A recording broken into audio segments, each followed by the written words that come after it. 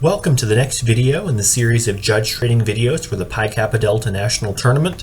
This video will discuss the limited preparation events and what to look for with these three event categories. So we'll talk about the three limited preparation events. Those are editorial impromptu speaking, extemporaneous speaking, and impromptu speaking. We'll go through each of the three events and what to look for in each of those categories. First, let's talk about some general trends that apply to all three categories.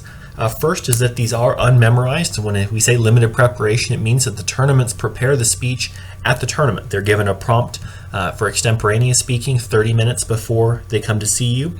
In impromptu speaking, editorial impromptu, you'll have the prompt and they'll actually prepare the speech as part of their time limit for the event. So these are very much limited preparation. They're prepared shortly before they deliver the speech. Second, the event times vary in length. So impromptu speaking and extemporaneous speaking are both 7 minutes in length. Editorial impromptu speaking is 9 minutes in length.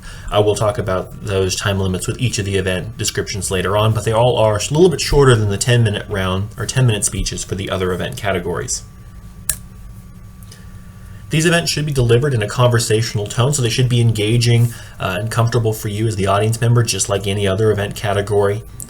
And also, most importantly, limited prep is they should respond to the prompt or question for the round. So if their speech sounds really good but doesn't have anything to do with the prompt in the front of the room, or they don't answer the question in extemporaneous speaking, that should be an area that you can dock them in rankings and in points. So you can focus on that as part of the content area of the performance.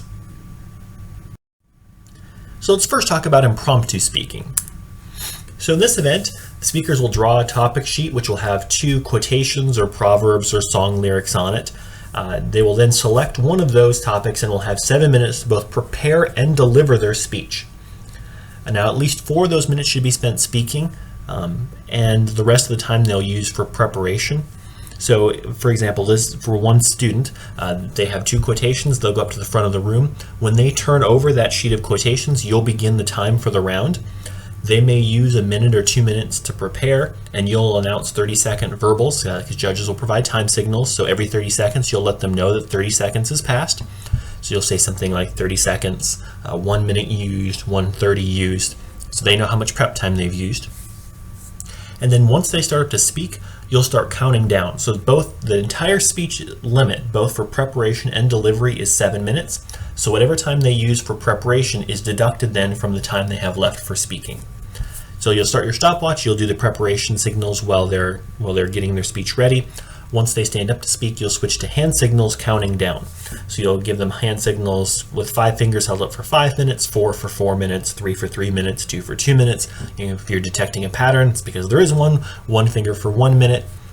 You can make a C or some sort of indication, perhaps one finger bent over for half a minute left, and then you can give them the last 5 seconds towards the end of the round. But the key is that total time is 7 minutes. So whatever time they don't use for preparation is left over for speaking, and you just count down and let the time run for a solid 7 minutes from beginning to end. They are allowed to have limited notes in the round, so they'll usually take a note card and they'll prepare their speech during that preparation time. Then they'll stand up and deliver that speech to you, and they'll tell you, they'll make some sort of claim or argument about the quotation. So in this case, your obligation as a judge is to make comments on the ballot, but also to make sure to get to those time signals. If you have any questions about time signals, please feel free to ask. They may seem really nerve-wracking at first, but once you've done it once or twice, they're pretty natural. The key is just to make sure that you're watching your stopwatch so that you don't miss the time signals, or watching your cell phone if you're using your cell phone at time. Other than that, it's exactly like a lot of the other events. Editorial impromptu speaking is very much like impromptu speaking. The only difference is they're given a little bit longer prompt, so they're given an editorial from a newspaper, one that's been cut down so that it's only 3 to 5 paragraphs, and then it's their job to develop a response where they can either agree or disagree with the editorial. So in this case, it's just like impromptu speaking, where they divide their time between preparation and speaking. Here they must speak for at least 5 minutes, but the total event time for the round is 9 minutes, so they'll have 9 minutes total for this speech. So that effectively we're just giving them an additional 2 minutes to prepare what they're going to say.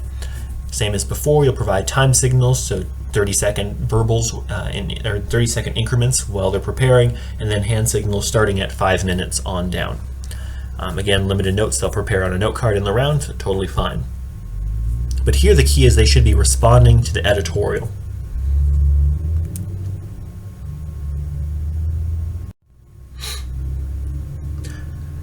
Finally is extemporaneous speaking. In this event, contestants will be given 3 topics in a general area. It'll be something involving current news, so something a social political topic, a domestic topic, an international topic, or an economic topic. They will select one of 3 questions, and they will develop the response over 30 minutes before they come to the round. Then the students will come to the round after that 30 minutes and will do their speeches. So they will come in the order that they're going to speak in extemporaneous speaking. They'll use different areas for the different preliminary rounds and elimination rounds. They'll mix the topics. The key is, though, the maximum time limit for this speech is 7 minutes. So unlike an impromptu speaking where the prep time counts as part of their speech, here the speech is just 7 minutes. All you have to do is give hand signals, counting down, starting at 5 minutes. They'll probably have a note card with some limited notes, and your job, again, is to write comments on the speech, both the content and the delivery, and then to make sure to hit those time signals as well while they're speaking. But otherwise, you're going to be focused on their answer. Is their answer compelling? Are they answering the question? Is there something they're leaving out? It's up to you to determine what you think is the best answer to that question, or if their answer it makes sense and is a strong answer. Here are just a couple of judging tips to keep in mind when you're judging limited preparation events. First, again, you can focus on both the content and the delivery of the speech, so that's totally a factor in your, can be a factor in your analysis.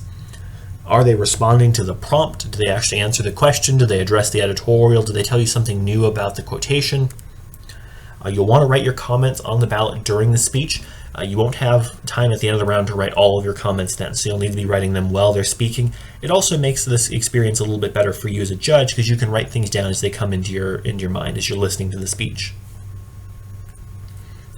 Make sure those comments include suggestions for improvement as well as areas that they can areas that they're doing well, so you can focus on both diagnosing what can be done better and what are they doing well already. Make sure to give those time signals. You can have the stopwatch out or your phone out or an iPad out so you have a timer running that you can see. Just make sure to give those 30-second verbals during preparation for the impromptu events, and then to give hand signals starting at 5 on down for all 3 events. And lastly, as a judge, trust your impressions of the speech. You know what makes a good speech. You have a gut impression of what speech was the best in the round, which one was the worst. All you have to do on the ballot is justify that. They're supposed to be creating these speeches for a general audience, so if they haven't convinced you, that's totally fine. That's on them. As long as you're paying attention and thinking about what they say, you're always right because you're the judge. It's just a matter of justifying what you say on the ballots. So this video described the specifics of the 3 limited preparation events, what you should look for in each category, and what to consider when you're judging these events. If you have any questions, of course, feel free to ask.